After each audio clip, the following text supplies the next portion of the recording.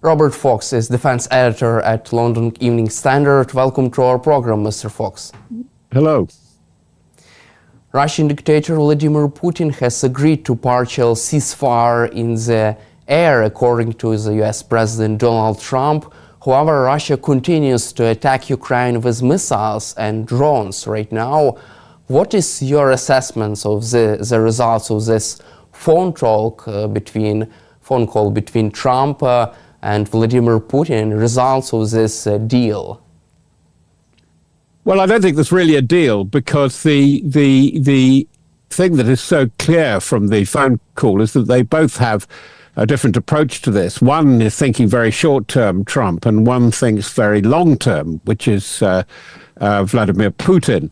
And Putin is said to have agreed to all kinds of things, and he may have agreed to them, but he hasn't fulfilled them. And you're quite right that the first thing, allegedly, was that he had agreed not to attack energy centers in Ukraine. And then it happened. 2-3 facilities were attacked overnight, and at least one hospital. So what is has to be drawn from that is that any hope which the Trump White House wanted, the hope that they said that they wanted this to lead into long-term talks, seems now to have gone far, far away and not to be in the intention of Putin at all.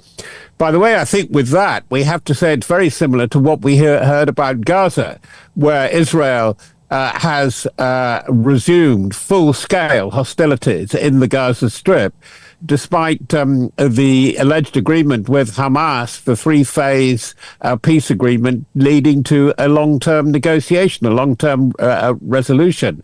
So I think I really throw my hands in the air and say, I don't see this going anywhere. And I think, I'm sorry to say, as things now stand in Ukraine, the war goes on. From your perspective, why did Vladimir Putin agree to this partial ceasefire in the air if he would not like to halt his attacks on Ukraine?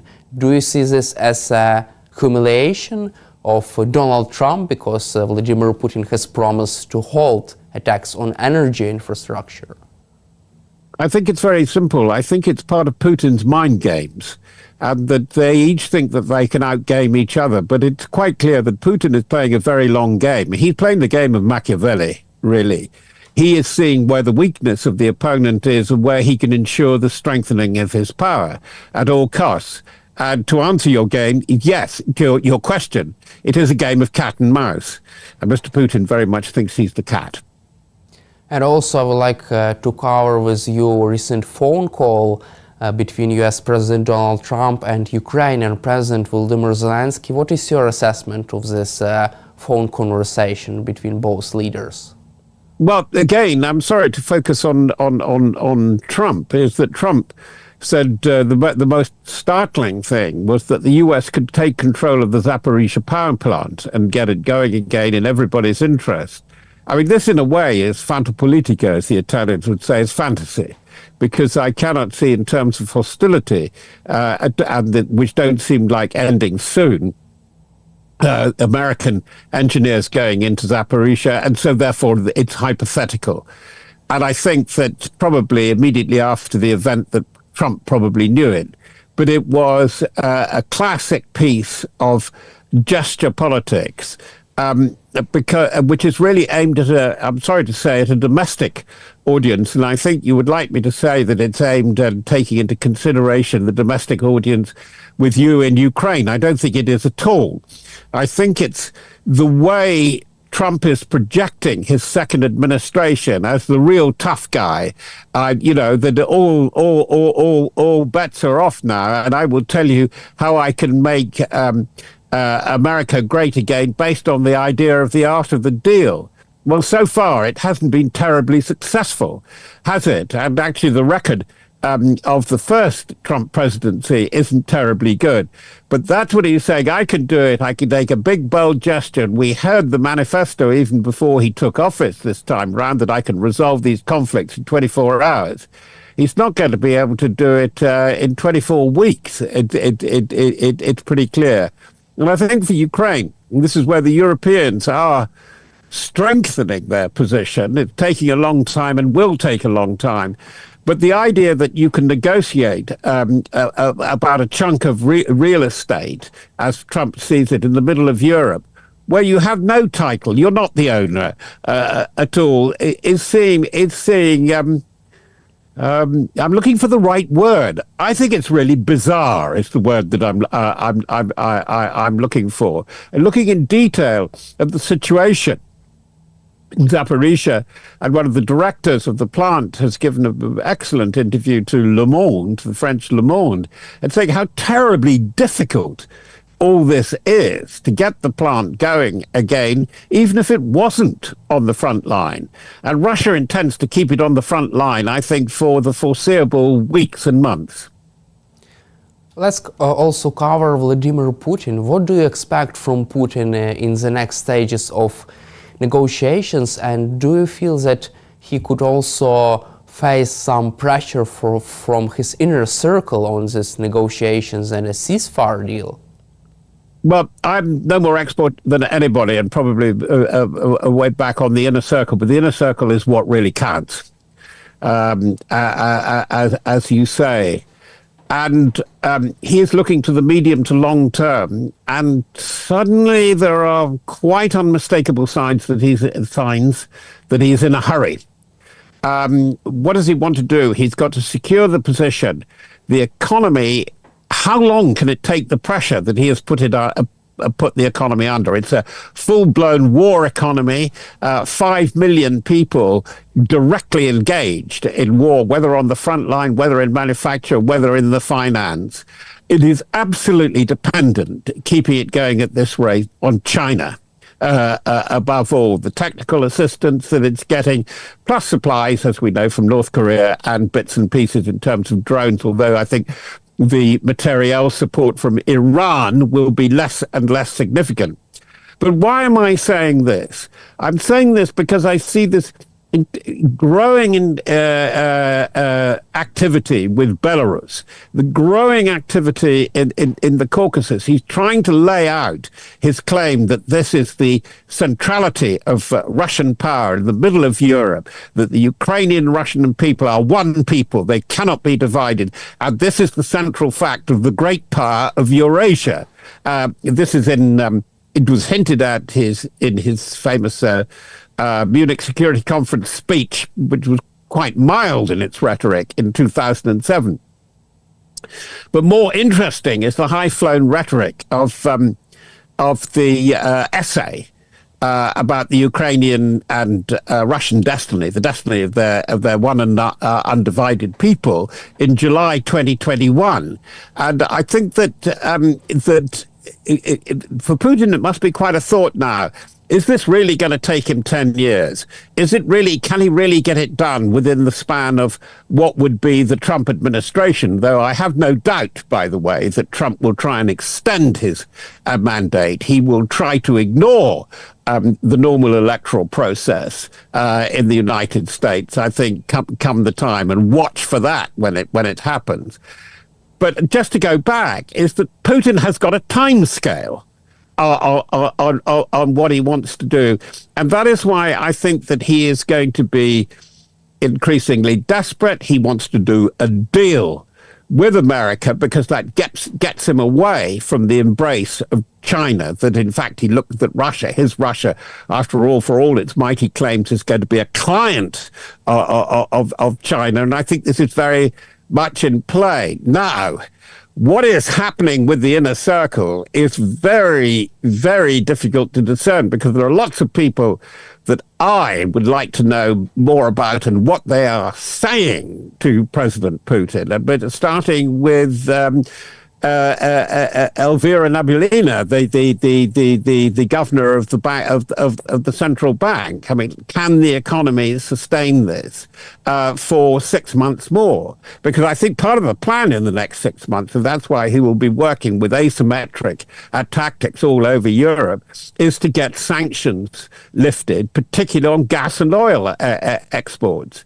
if the discounted oil exports, which aren't hugely advantageous, but at least it's a sale, if there's some constraint on those to India, there's a problem. And he desperately needs to sell gas at price to Europe. Germany, Italy are the obvious ones, and they're going to have less interest in that. Also, Bloomberg reported that Vladimir Putin would like the United States to halt security assistance for Ukraine and to halt providing Ukraine with intelligence. These are Vladimir Putin's terms for a ceasefire deal. What is your reaction to this? Well, of course, I think I'm afraid to say that I'm pretty skeptical about Trump America, and it's the thing about as a Western European, I have to say the real difficulty with Trump's approach is that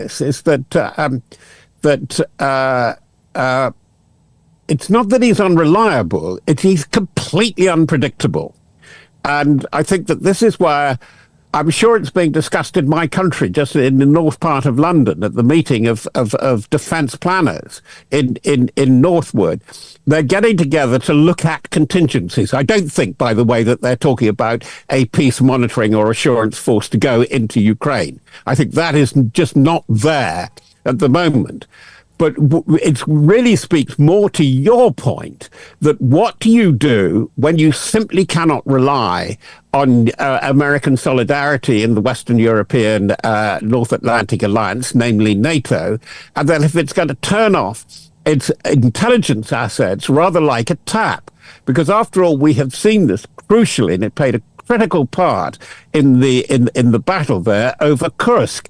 Now, I think the turning off and turning on after the row in the White House, I think we're going to see all this again.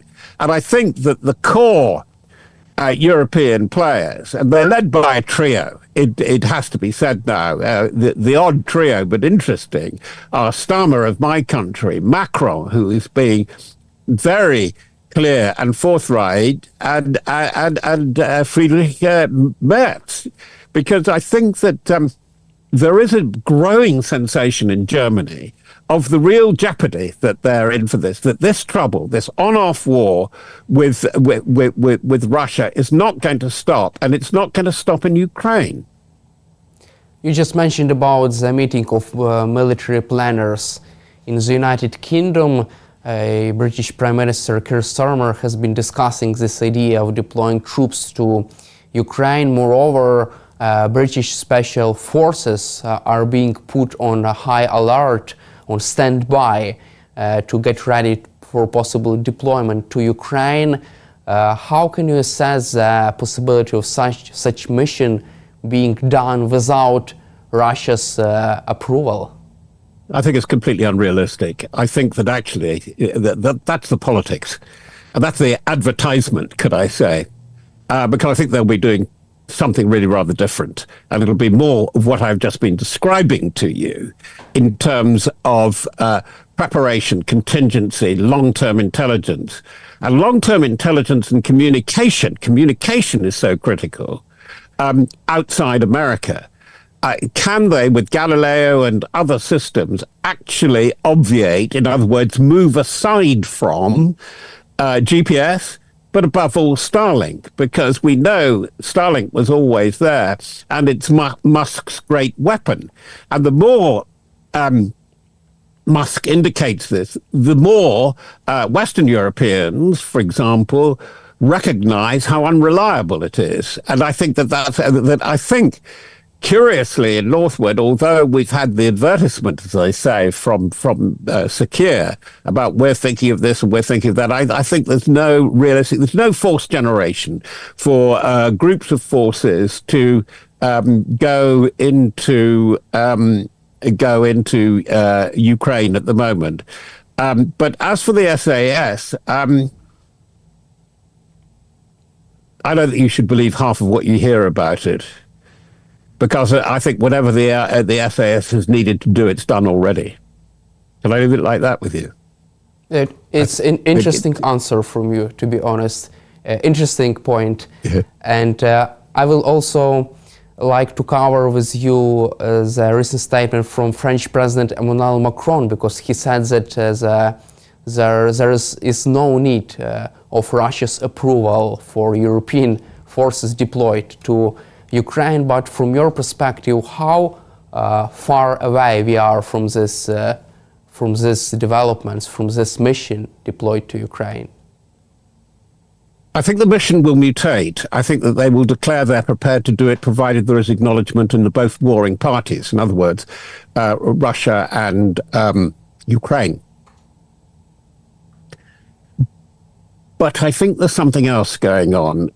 There is a growing sensation that we are in a state of near war in Western Europe. The hybrid attacks are continuing and are quite severe. By that I mean cyber, the surveillance of communication, and particularly power lines, gas supplies in the North Sea and the Irish Sea, and so on. So I think there is real thinking, particularly in London and Paris, about where you draw the line, where, if Russia intends to erode, and as we've described in this conversation,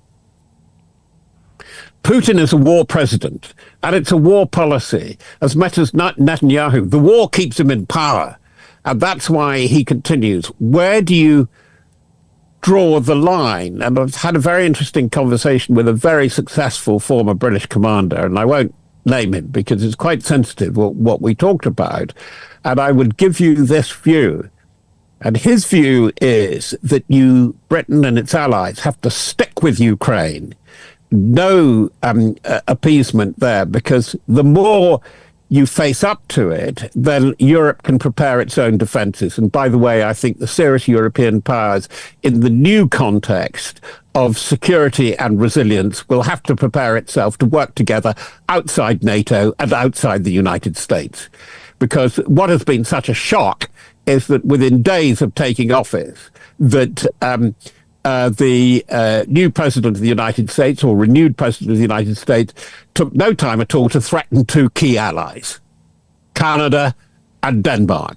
And this is trouble. And so Europe has got to prepare, but it needs time to prepare. By focusing on Ukraine, it gives itself time. And the other thing is that, as I said, that Russia is a war economy. Therefore, the emphasis is on the military. It's got almost 2/3 forces engaged in one form or another with the Ukraine campaign. If it's going to do anything seriously to threaten Europe, to threaten Central Europe, to move further west, it has to come through Ukraine. Now, this is my friend telling this, and it's a very good point. And that's the second point about Ukraine. We've got the time factor. Now we've got the land factor. You have to draw the line at Ukraine. And I think it's very serious. I think it's very important. And I think that this is where Paris, Berlin, and London are going to have a big job to explain this to their populations within a matter of 2 or 3 months. That we are absolutely under threat. We are in a state of near war. Let's also cover the Transatlantic alliance between the United States and Europe. There are some discussions that some European countries would stop buying American weaponry because of the lack of the credibility from the United States, the lack of trust. How could this change the balance of power around the globe and in Europe, and how could this unwillingness of the American president to protect some key allies, how could this be influential for the balance of power around the globe?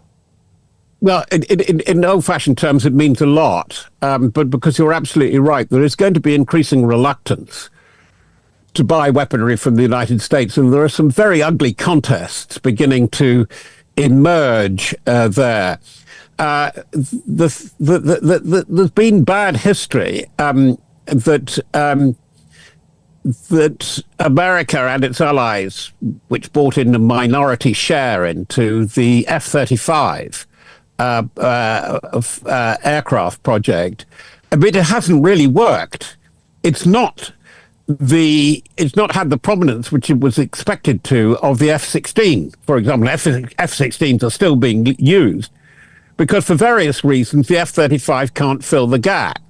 And it's never been fully operationally used.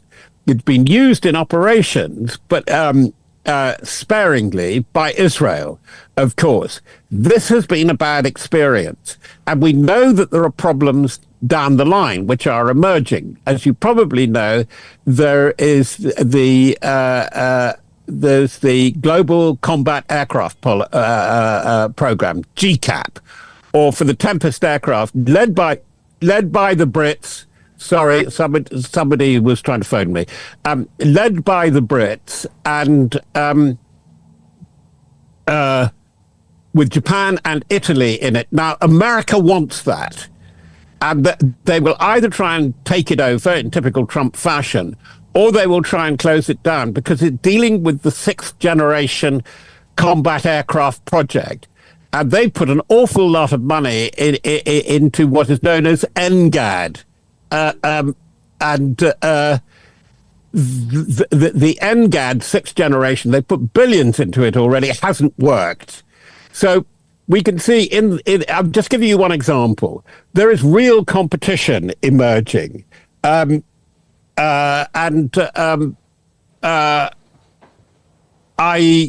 think that this will go on.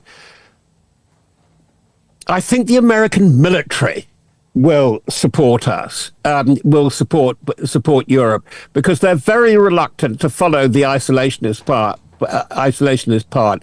You know, in places like Afghanistan, where NATO has enabled an operation, the understanding, the friendships, the cooperation has been good.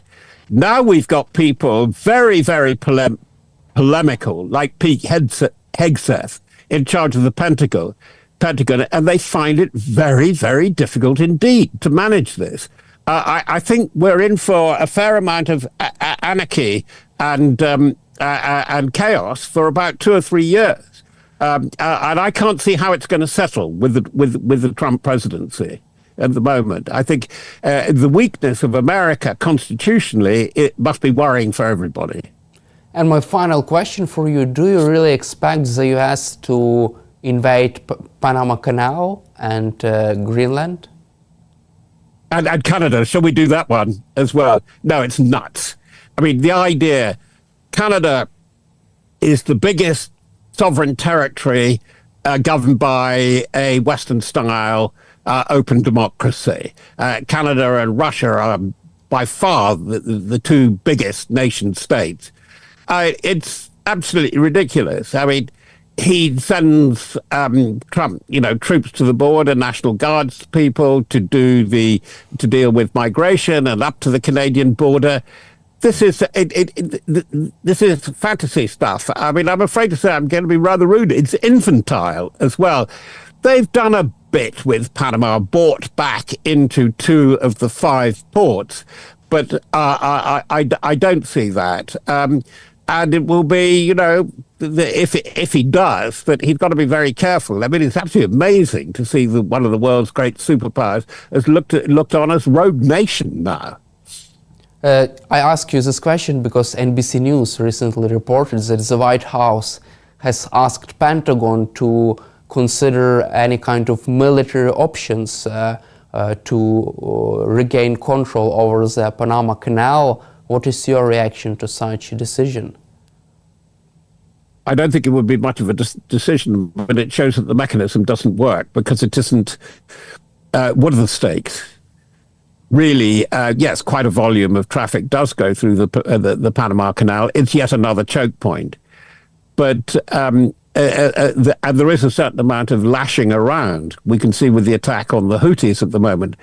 What is going to happen with this if he goes on like this with Trump? He obviously, Hegseth would go along with this and plan this sort of thing. He's going to be doing too many things at once. So I discount Panama, but I think that again, which he seems, they say, part of the vanity of this particular very narcissistic regime in America, they seem to have no idea of what reaction they're having from the world, from allies. I mean, they've attacked their allies more than potential foes like Russia. And it is a very, very difficult moment. Is there some real policy that the real aim is to isolate China as much as possible, which is one view. It's a view from the Investors' Chronicle, for example. If they are doing that, it's a very strange way to go about the business. Thank you, Mr. Fox, for your time and for your support for Ukraine, and glory to Ukraine. Thank you. Yeah. Bye.